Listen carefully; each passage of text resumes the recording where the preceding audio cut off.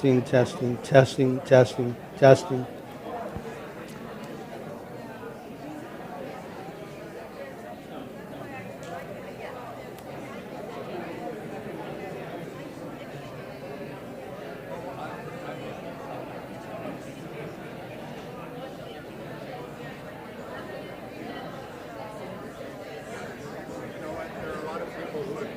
So it could be, it says iPhone 80. Okay. Somebody else. Okay.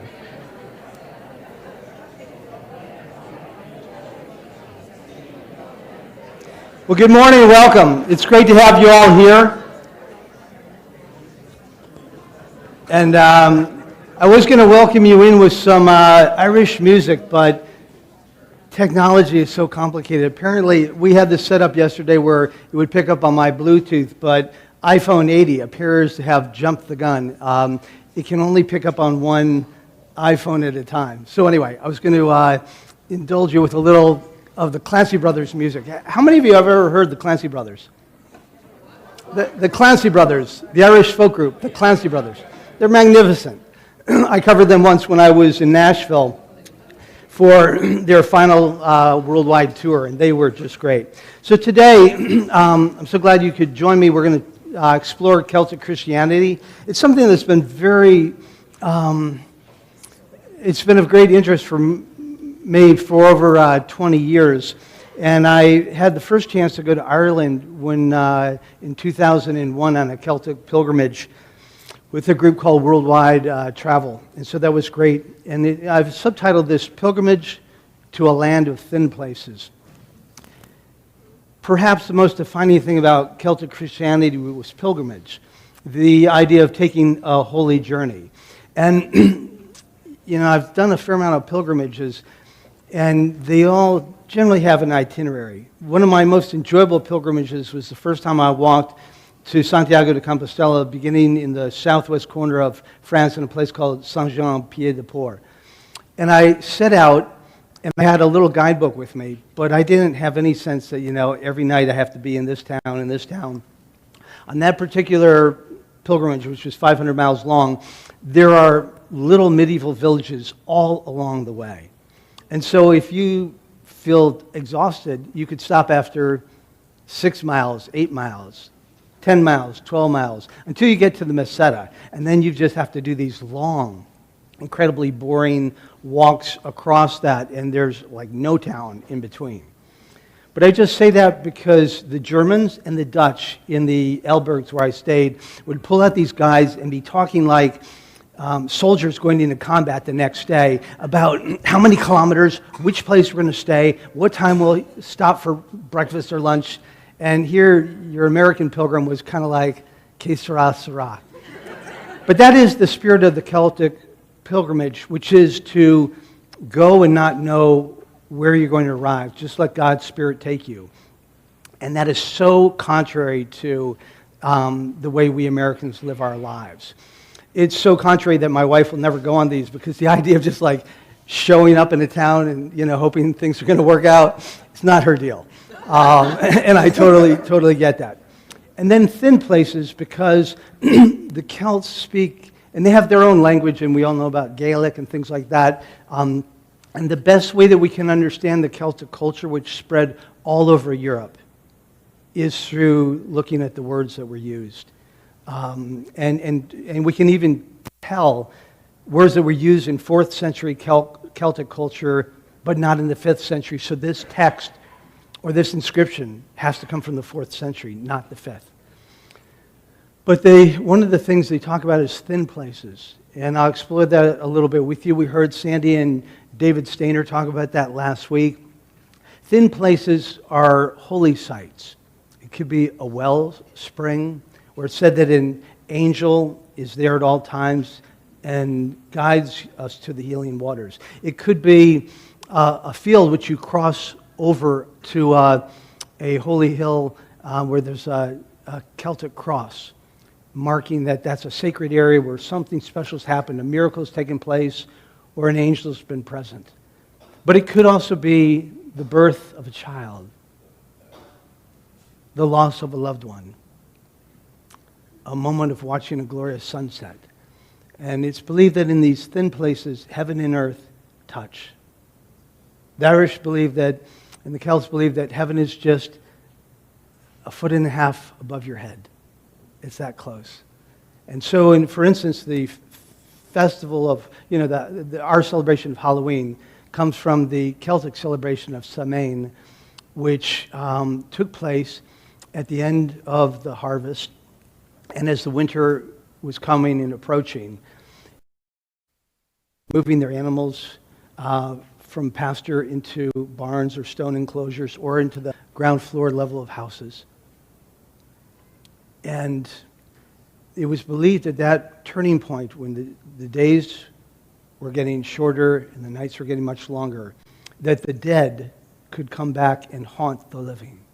And so people started to wear masks to disguise themselves so, someone who I had done a bad deed to wouldn't recognize me for that time. So the words, like the word phony comes from Gaelic. The word smashed to smithereens comes from Gaelic.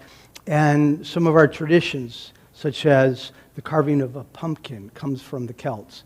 Although they carved beets, not pumpkins. So let us go on this journey together. Let us pray. The guarding of the God of life be upon us. The guarding of Christ be upon us. The guarding of the Holy Spirit be upon us each step of the way, to guide and enfold us each day and night of our life.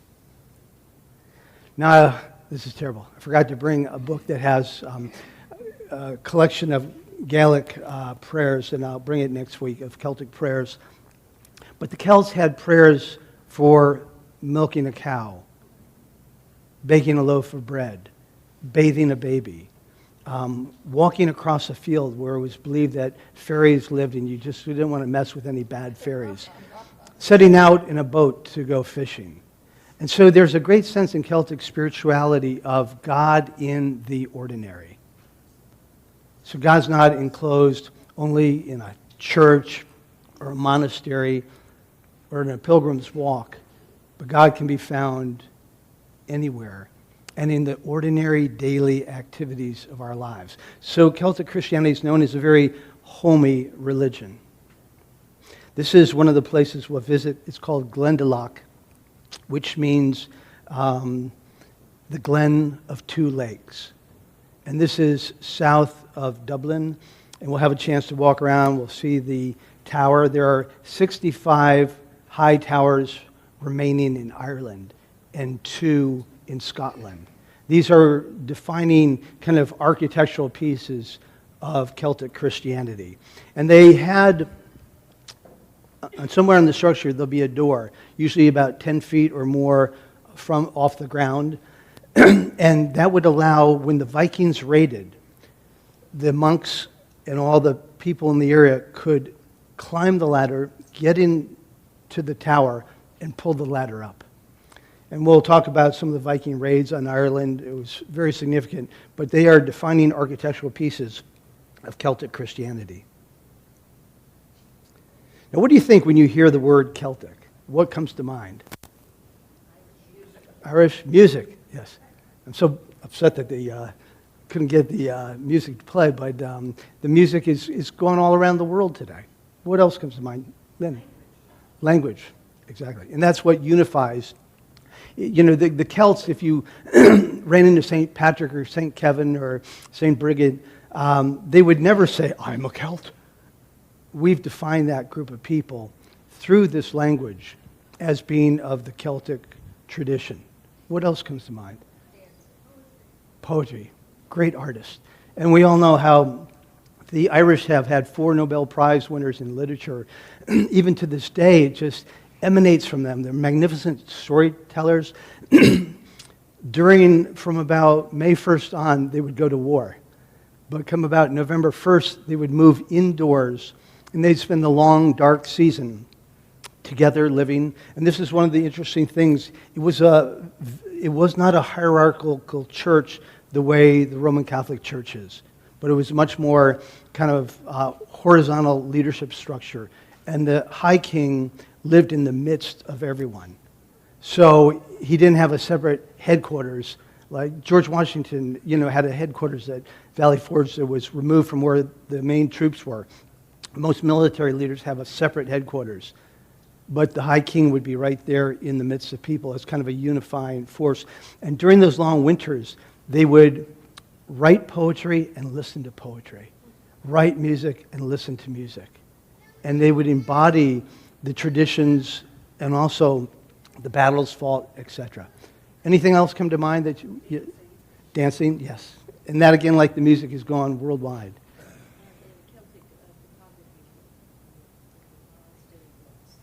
Yes, yes. So the Book of Kells, which we'll see at Trinity College, it's one of the great works of art in the world, written around the 5th century. It features all 4 Gospels. Its calligraphy and illustrations appear everything from on T-shirts to tea towels and tattoos. So, at least. Yeah. So there's a little overdone. Thomas Cahill, some of the Celtic scholars will say he didn't get everything correct, but they did have something like 80% of all manuscripts produced in the Middle Ages came out of Ireland. So they didn't so much write things of their own as in terms of that have come down to us, but they copied things that preserve that tradition for us, which is absolutely vital. And so many things were shipped directly over from the Middle East to Ireland on parchments, and they would copy these in monastic scriptoriums. So you can think of that as the early printing press, so to speak, of the ancient world. So my own interest comes from when I was 18 years old. I was a huge soccer nut, and all I wanted to do was play soccer, chase girls, and drink beer. Roughly in that order. But anyway, I signed up to play for a semi-pro soccer team in Aberdeen, Scotland, called Banksel D, which I don't know if exists anymore. But my mother insisted that I travel if I went over there. And so it was interesting because that's where I really got my wanderlust and interest in pilgrimage without knowing it. I would take trains, and I got a Brit rail pass, but there are places I went to that you couldn't take a train to. So I would hitchhike. And I was even hitchhiking, Michael, on the M1 one day, just waiting for some crazy person to pull over. I was hitchhiking in the very north of Scotland once, and for an hour, cars went past me and no one stopped. And then a BMW pulled over with a family of all things and moved their children aside, put my backpack in their trunk, and had me sitting there with them. And I thought, they had every excuse to keep going, but they of all people stopped and picked me up. But the exhilaration of not knowing where I'd be, but that hopefully I'd be somewhere safe and interesting that night. And it just set me kind of on that course of loving pilgrimage. The Celts did not choose pilgrimages by destination. We're going to Canterbury. Oh, next year it'll be Rome. They would get in something like a coracle, as St. Columba did, and let the wind guide this boat without a sail, made of animal skins framed in wood, and just would see where that took them. Astounding. So while I was in Scotland, following my mother's orders to travel, I went to Oban, and I went to Ullapool. Ullapool is this tiny little town that most people never go to. Oban's known for its famous distillery and scotch.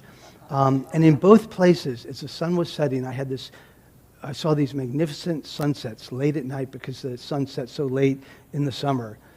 And I had this sense that from everything evil and disturbed in the world and in our family, my parents were going through divorce. I grew up in a very affluent town, but that doesn't protect you against illness, disease, divorce, people losing jobs. I could see something good coming out of that. And it just filled me with this enormous sense of hope. And so I had what I would call 2 mystical experiences. And the Celtic Christianity is kind of a mystical expression of faith. It's not got hard edges like dogmatic faith, like St. Thomas Aquinas, nailing down everything in doctrine. It's more a poetic, musical faith. I also spent 2 weeks in Wales studying Celtic Christianity and visiting many of the Celtic sites in the north of Wales, including islands like Bardsley that is known as the Island of 10,000 Saints.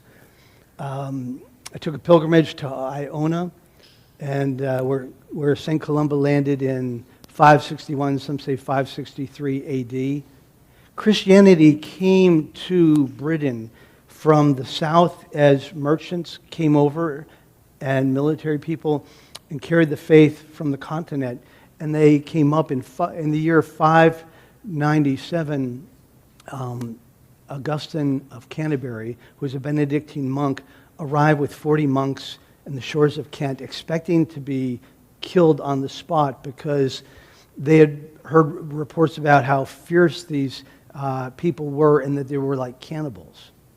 But they found instead that King Oswey's wife was a Christian, and she gave them a piece of property where they built St. Martin's church, the oldest church in Great Britain, and then they built a monastery, and that monastery later moved to the other side of Canterbury, and that is the foundation of Canterbury Cathedral today. It began as a monastery. By the way, just a little footnote, during the Great Plague, half of Canterbury perished. Not one monk died. Why? Because they did ablutions, and they went to pray 7 times, well, I think 5 times a day in the church, and 7. And at each of the services, as they walked in, they would rinse their hands through a trough of running water and did ablutions, not knowing that this was disinfecting their hands. Not one monk died during that time. But so I spent time in Wales looking at the holy sites. I took a pilgrimage to Iona, where St. Columba, who we'll talk more about next week, went. And then I went to a pilgrimage in Ireland in 2001. Now, Celtic Christianity predates the East-West split of the church in 1054. So it gives us kind of a lens to what the church looked like before the church in Rome split from the Byzantine church, the Orthodox church as we know it today. Now, who were the Celts? They were never a unified empire. They were more a tribal entity of confederations, unified by language, religious outlook and practices, similar lifestyles, and a fondness for war. They're known for their colorful costumes, hunting, feasting, war-making, singing, poetry, and music. They were heavily comprised of monks, musicians, priests, poets, teachers, storytellers, and artists. And from the 9th century on, the Vikings invaded Ireland, and the Irish church never fully recovered. And I'll explore some of the dates in which they attacked the Irish. And if you're not aware of this, they went all around good parts of England. If you've ever been to St. David's in Wales, it's one of the few cathedrals you'll find in the world that's built at the foot of a hill. Built at the foot of a hill. It's not up on the highest place in the town as almost every other cathedral is, looking over the community, being the largest building of its time. Today, if you want to make a statement in Houston, Texas, you build the largest skyscraper and put the name of your firm or corporation on it. Back then, the church and the cathedral was always the tallest building. Whatever is the tallest building represents where the culture, or the largest building, where the culture's heart is. Look at our sport stadiums. And they're, 20 years old and they say it's ancient. We have to take it down and spend $3 billion building a new one because it's great for the economic base of the community. May or may not be, but it says where our heart and our focus is. Back then it was always the church and the cathedral was the highest, but this one in St. David's was at the foot of the hill. Why? So that the Vikings wouldn't see it as they rowed their long boats around the coast. The Vikings went all the way to Norwich, England, where there are 26 medieval churches, more than any other city in Europe. And they ransacked most of these churches. So they had to hide from the Vikings. The Vikings were able to reach the Orkney Isles, the Shetlands, the Hebrides, the Isle of Man, Scotland, and Wales. They attacked in 830, 860, 910, and 930. And so the copying of manuscripts continued in these monasteries that, in some sense, at least Thomas Cahill would say, saved civilization. The raids brought an end, however, to the illuminated production of these manuscripts.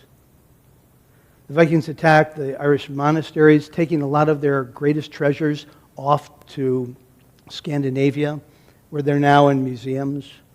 Bronze crosses were replaced now by stone crosses that couldn't be stolen. The buildings were now built out of stone instead of wood. And shrines for saint relics were built of stone as well. But the Battle of Clontarf in 1014 signaled the end of these invasions. The Vikings founded urban centers in seaside towns, Dublin, Waterford, from which we get the beautiful Crystal, Wexford, Cork, Arklow, and the river town of Limerick. Now, the 8 key things about Celtic Christianity, if I kind of tried to boil it down a bit, was the idea of holy journeys, being pilgrimages. Peregrinatio is the word for the Irish. Thin places, holy sites, and holy moments in time. Holy people, the role of saints and heroes. And today we excel at tearing people down. You know, oh, this figure owned slaves or did this or that. They speak of it as cancel culture. That's not the healthiest thing to do. You know, we have so many outstanding people in this country, but the really outstanding ones wouldn't dare run for office because we'll decimate them in the press and in politics, and we'll find some fault. There's a fault in all of us. And Terry preached so beautifully about how God accepts us through all this brokenness. But they lived in a culture that really lifted up heroes, and to some extent manufactured them by blending in traits. Many of these saints were an amalgam of people. Holy communities, especially a focus on monasticism. Holy relationships, as I said, it was non-hierarchical in general. Holy art and literature. A holy view of nature, that nature was sacred. So many saints like St. Kevin would pray standing out in the freezing ocean in a cruciform form as otters and seals swam about him. And the Celtic cross that has a circle around it. There are many theories for why this exists. Is it the cosmic Christ? Is it the glory of God redeeming humanity? But many say it has to do with the cross and God making sacred all of nature. And how many of you have felt a moment of incredible closeness with God while you were in nature? You know, when you do, one of our speakers on creation care said he begins every forum or talk by asking people to share a moment where you felt closest to God. And in many, many of the cases, it's a moment spent in nature. The Holy Trinity, and I'm hoping next Sunday that we will sing St. Patrick's breastplate.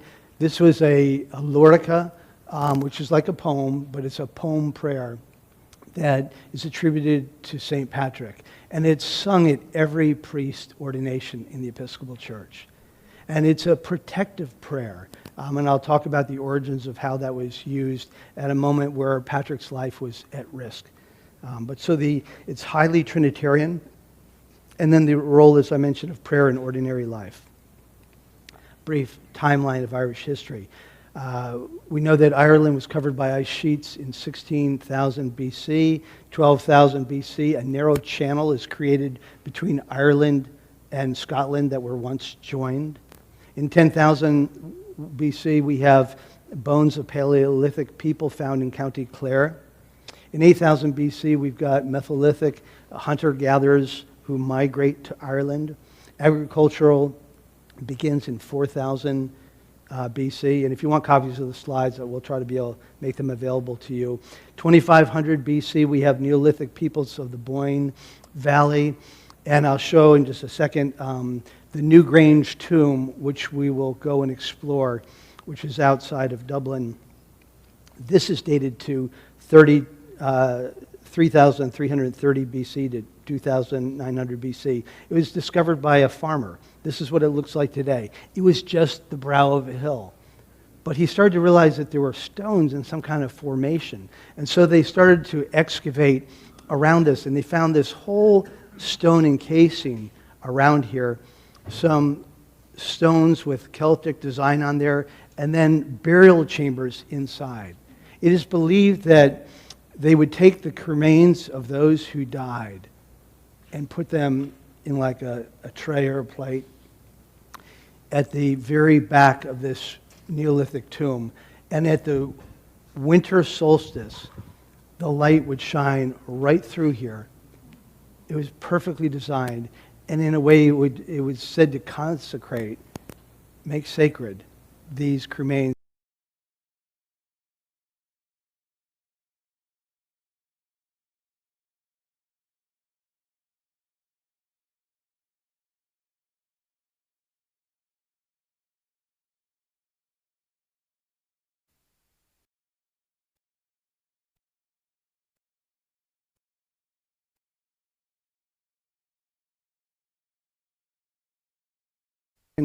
Measurement.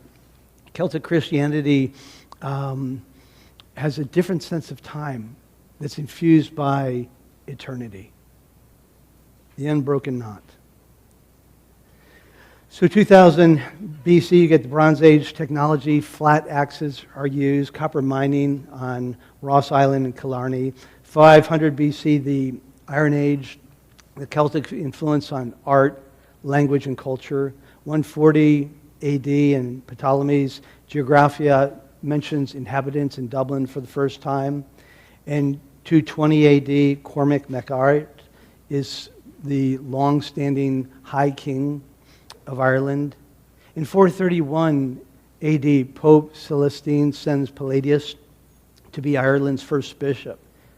But he doesn't bring Christianity to Ireland. He comes there to help to root out heresy and to affirm those who are already practicing Christianity. The following year, St. Patrick returns. So we'll try to give you a lot of information that you can impress your friends with as you go out for drinks and green beer next Sunday. But just a little thing is, there are 6 communities on the west coast of England that claim to be the birthplace of St. Patrick. We're not positive which one is the real place. What we do know is that he was a young shepherd. He was kidnapped by Irish raiders, brought to Ireland, lived there for several years, made his way back after he escaped, having learned the language and the customs of the people, made his way to Gaul, where he was trained to become a priest. He had a father who was a deacon, a grandfather who was a priest, and he was sent back to Ireland to minister to the very same people that had kidnapped him. But he now came with the tools to evangelize them, knowing their language, their customs, and knowing about Christianity. So he returns in 432, and Christianity during this time grows like wildfire. The really height of Celtic Christianity is from about the mid 5th century to the 9th century.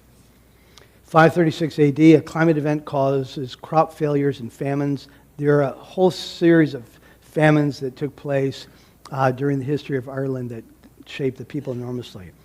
563, St. Columba founds Iona. St. Brendan founds Clonfert. And then the Yellow Plague hits in 664, decimating Ireland. The Vikings raid in 775. 852, more Vikings arrive in Dublin Bay. And then the Vikings demand a ransom from the folks in Dublin in 988, and that's known as the foundational date of Dublin. Now this is the monastery at Iona, where you can go and stay there. You have to arrive in time to be there on Monday, or they don't let you kind of come in midweek. Unfortunately, I couldn't arrive on a Monday because of my travel schedule, so I stayed at the St. Columba Inn, where they have a great selection of single malts. And that's an advantage. And you look out over the sun setting every night in the dining room, and everything is farm to table. But the farm is like 100 feet away from the restaurant. the freshest, most incredible food. You watch these spectacular sunsets over the island of Mull, and you can go and worship every day at the Abbey. The whole island is just like this. It's very small. You can easily walk it in part of a day, and there are lots of little nooks and crannies to explore. Now, the Viking power begins to decline in 1014. England starts to lay a claim for kingship. Henry II of England lands at Waterford and declares himself Lord of Ireland. Edward Bruce arrives in Ireland and rallies many Irish lords against Anglo-Norman control. King Henry VII's Lord Deputy passes laws whereby the Irish Parliament cannot make any law unless it's given prior consent by the English Parliament. A famine takes place again in 1497. In 1537, the 10th Earl of Kildare renounces his allegiance to Henry VIII. He is later hanged, drawn, and quartered for this. I'm not sure the value of really chopping up a body after it's dead, but anyway, that's what they did at that time. 1570, Pope Pius V issues a papal bull declaring Elizabeth I of England a heretic and releasing all of her subjects from allegiance to her. Drought hits again in 1575 and leads to the plague. The Scottish Presbyterians begin a large-scale plantation of Ulster in the north of Ireland in 1609. 1641, Phelim O'Neill captures forts and kicks off the Irish Rebellion. The Irish Confederation is established the next year under the leadership of Charles I of England with the capital in Kilkenny. And then the Battle of the Boyne in 1690. In 1740, we have extreme winter conditions that lead to poor harvests and famines. 400,000 people die. The population back then may have been, 4 million. So you're looking at 1 out of 10 people dies on the island. 1760, the French invasion. 1801, you have the Kingdom of Ireland unites with Britain. And then the Irish famine hits in 1845 to 1852. The worst year being 1847. The potato crop completely fails. 1 million people die. 1 million emigrate. Most of them emigrate on pack boats or steamships leaving from Cobh, a town on the south of Ireland. And between 1845 and 1855, 2 million Irish men and women and children perish in the famine. With 1 million that emigrated, it leads to such a dramatic decline. About 25% of the population died. In some towns, it was as high as 67% of the people died. On an Irish pilgrimage I was on, we walked through some valleys where they said, entire communities made it this far and perished. And when you look out over these beautiful valleys and realize hundreds of men, women, and children just died because they were starving and got next to no relief from the English, you can see the tension and the agony of looking back on that and then immortalizing that in song and in poetry. Ireland, by the way, has never recaptured the same population. It's still under 7 million. It was 7 million in 1845. It has never gotten back to the population it had back then. In 1913, a Dublin businessman suspects 40 workers are unionists, leading to 6 months of strife and strikes.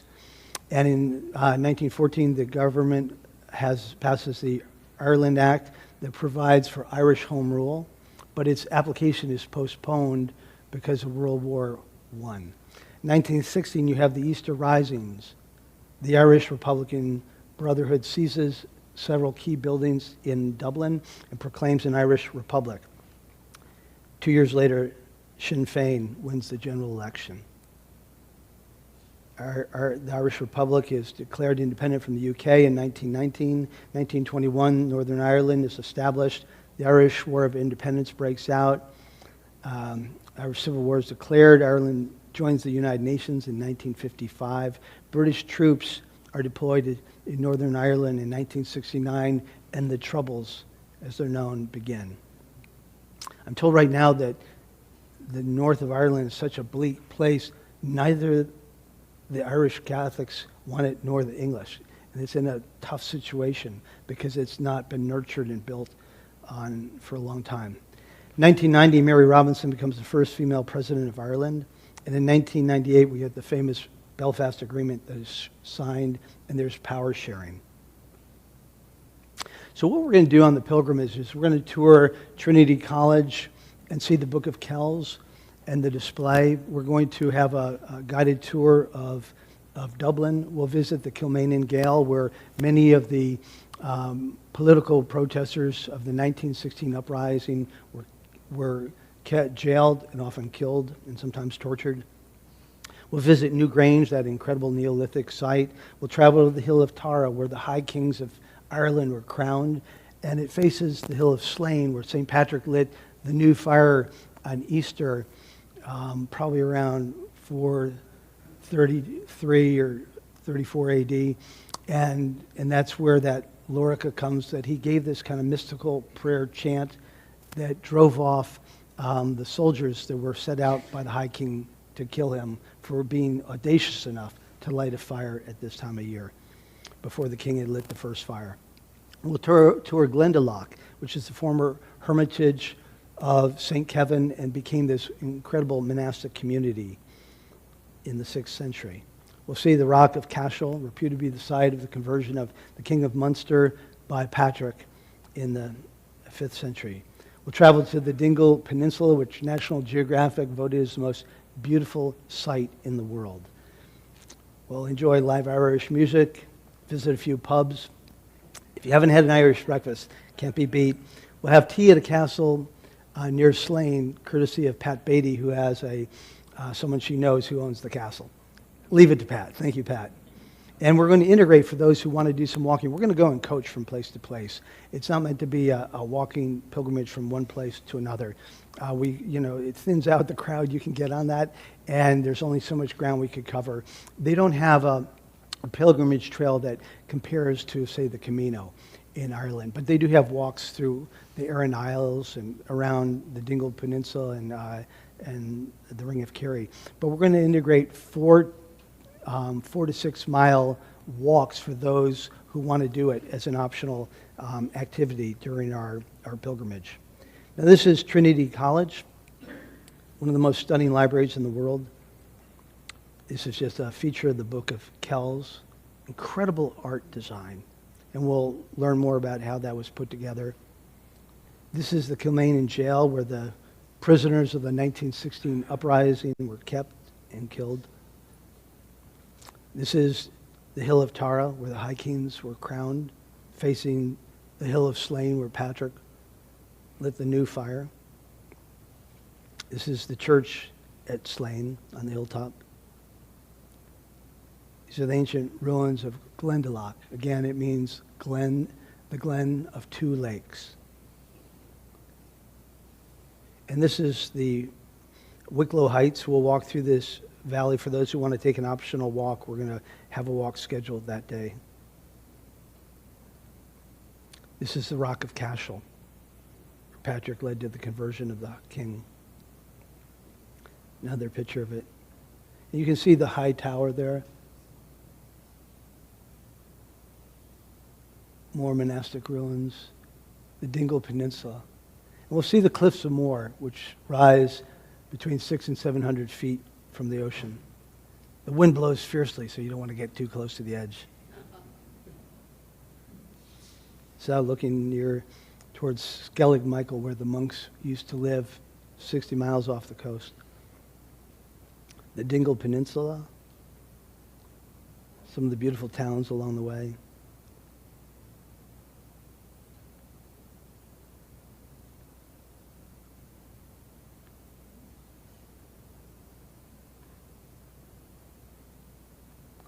So the Celts traveled all over. They went to Italy, Portugal, Spain, Denmark, Turkey, Germany, France, Belgium, Austria, Hungary, Slovenia, Switzerland, and Asia Minor.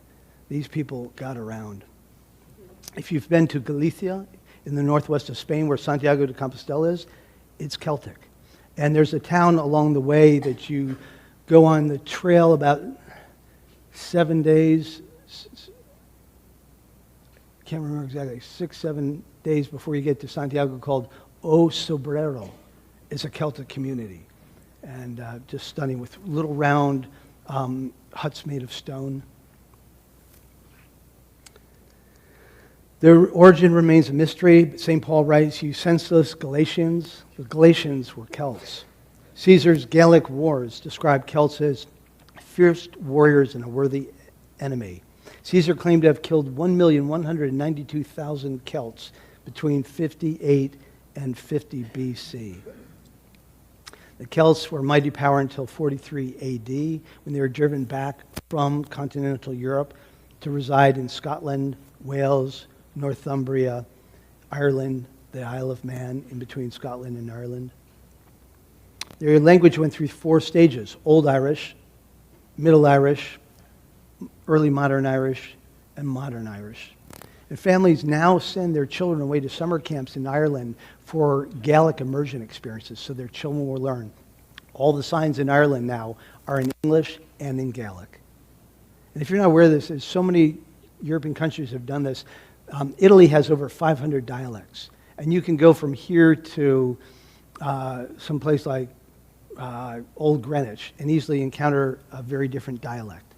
And they stopped teaching these dialects for years. And then about 30 years ago, they mandated that the schools had to teach dialect again. We had a nanny in Philadelphia who came from the next town over, where they spoke Calabrese, the dialect of this town of Maida, where she came from. Whereas in Maida, they were no longer speaking the dialect, but it was preserved in Ambler, Pennsylvania. So you can see these European countries going back to their roots. We want to know the language of our origin. The Romans never invaded Ireland. They made it to the south of England. They never got to Scotland. They never got to Ireland. And as a result, they didn't impose their structure on the church or on the communities. So you did not get urban living by and large in Ireland. You got farms, you got monasteries, and you didn't have a top-down structure which the Roman Catholics imposed on the church. Welsh literally means Romanized Celt. The key things, as I said, were these things we just reviewed. The thin places, they had an intense belief in the afterlife and a mystical outlook on life. It was a non-linear way of apprehending time. The past and the present are woven together. We believe this in our own tradition, that we're never closer to God than in the moment when we celebrate the Eucharist, when we come together, that the dead and the living form a communion at that time. So they have this sense that the dead are still present. The other world is transparent in ordinary ways. The spirits of the ancestors and fairies are present. Africans believe something very similar in an animistic culture. In parts of Kenya where I served the church, before you could drink something, you poured some of that drink onto the ground as a libation offering for your deceased relatives. You got deaths and wakes are such crucial moments. James Joyce's Finnegan's Wake. And moments like birth and confirmation, weddings and deaths were thin places as well. Mountaintops, sacred wells, islands, oak forests. Famous places that were thin places include the monasteries that we'll visit: Clonmacnoise, Glendalough, Monaster Boyce, and then a whole string of others: Clonard, Armagh, Kildare, the Dingle Peninsula, the Burren, which dates back, it is 53 miles of geographic stones that date back to 325 million years. Places also like Iona, Kilmartin, Whithorn, Lindisfarne, the Island of Man in Scotland and England. St. David's and St. Winifred's Well in Wales. Cornwall, Brittany, and the island of Skellig Michael are places that are famous for the presence and the focus on Michael the Archangel. And some of these holy figures that they hold up so high are Patrick, Brigid, Kevin, Columba, Cuthbert, Aidan, Hilda, Brenda, Nun, Finbar, Ciaran. Women were the first leaders of the monastic culture in Ireland, not men.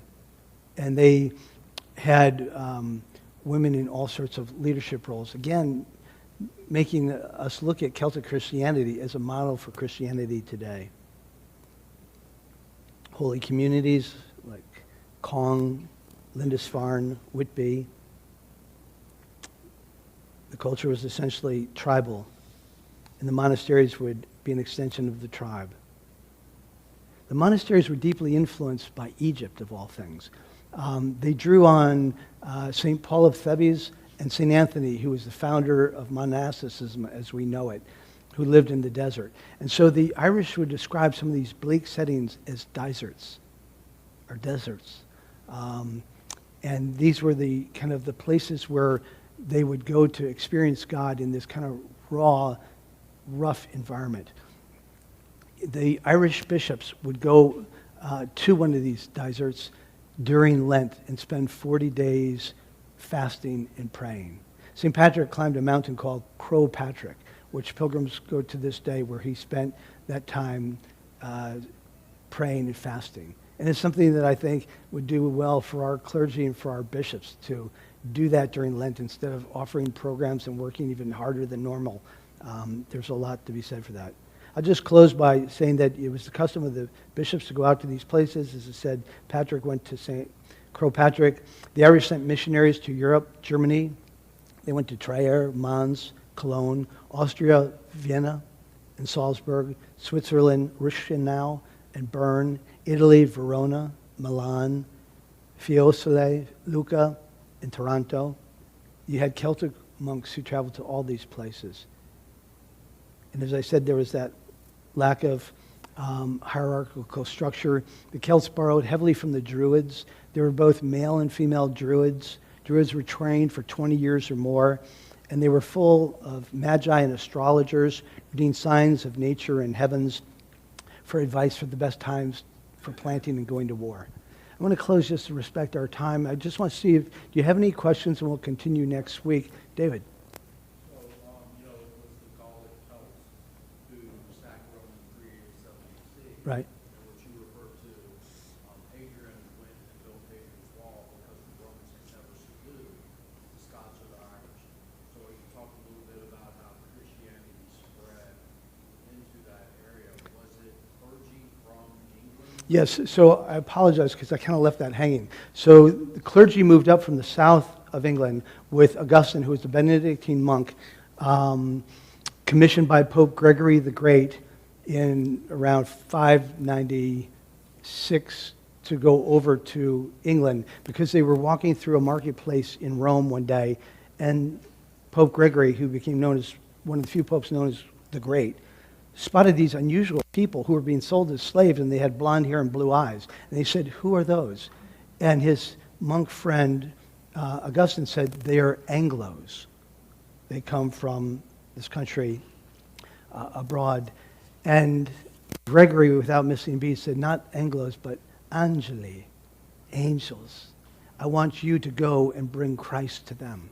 So he sent him with 40 monks that got through Gaul, nowadays France, and they heard these horrific stories about how they were barbarians and they would be killed.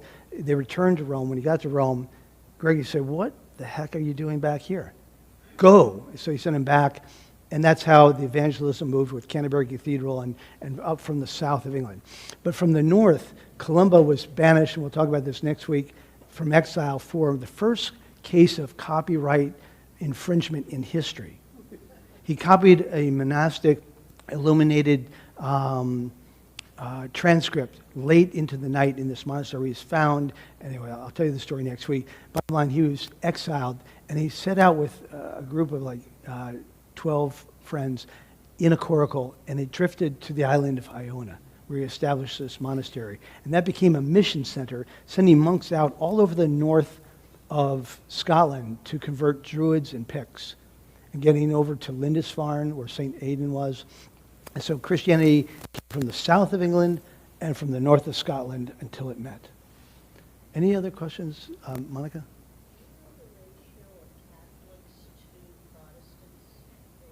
I don't. But I'm sure you can Google that, and that'd be interesting. Charles. Thank you, beautiful. Appreciate it. Thank you so much. Can you explain a little bit the difference between the Benedictine monastic structure of the monastery and what the early Celtic monks, how they formed their monasteries in these? They were like each monk had a separate little institution, and they Right. separately, and then they would come together to pray and to share meals, but they lived by themselves in these little hermitages. Yeah, well, just briefly, that the Benedictine monastic tradition is based around the rule of Benedict, as we know it now. He called it a little rule of beginners. He composed it probably around 500 to 510 AD. And he began in a little place in Subiaco, Italy, which is known mostly now as the home of Gina Lollobrigida. Anyway, long before her, he settled in a cave there and led existence basically as a hermit for 2 years. And then he was conscripted to lead a monastery. He started 12 monasteries, and then he ended up moving to Monte Cassino. And he wrote this little book that is considered to be the most important book in Christianity after the four Gospels, because it had such huge impact. In the year 800 in Reims Cathedral, Charlemagne was crowned Emperor of the Holy Roman Empire. He used the rule of St. Benedict and said, I want this used in every single monastery in Europe. And so it's like someone saying, Bill Gates saying, every corporation is going to use Microsoft software here from here on out. Because remember when the software wouldn't interface with each other, and they said, well, you've got a Dell computer, it won't talk to my computer, and all that. So they used a common monastic spiritual rule, the rule of St. Benedict, that unified all of these diverse monasteries. The Celts never had something to that extent, and so they were all more indigenous. As you said, they often heavily focused on hermitages and coming together to pray. Good question. Was there another? Yes. The Celts, didn't they come from Norway and Sweden originally? No, but there are aspects of their language combine that. So maybe I can explore some more of that. Plains of Russia. Yeah, there are a lot of debates. I'll tell you one thing you can do if you want to download or use, if you use Audible, there's the teaching series has a 12-hour program on Celtic Christianity. I highly commend that to you. You can listen to that while you walk your dog. You can also listen, read or listen to Thomas Cale's book, How the Irish Saved Civilization. I'll try to have a little bibliography for you next week. If you're interested in going on the pilgrimage, please contact Barbara, my assistant. She'll send you the itinerary and more information about it. And I'm around for another 3 weeks before I set out on the sabbatical. But I'd love to talk to you about it if you have any questions. I will just say this in closing. On April 14th, we have the Archbishop of Jerusalem coming. And that's going to be a spectacular moment. So I'll begin my sabbatical before that, but I'm coming back to host him. I think it's going to be a very important moment for all of us. Thanks for coming out today. God bless you. Enjoy the beauty.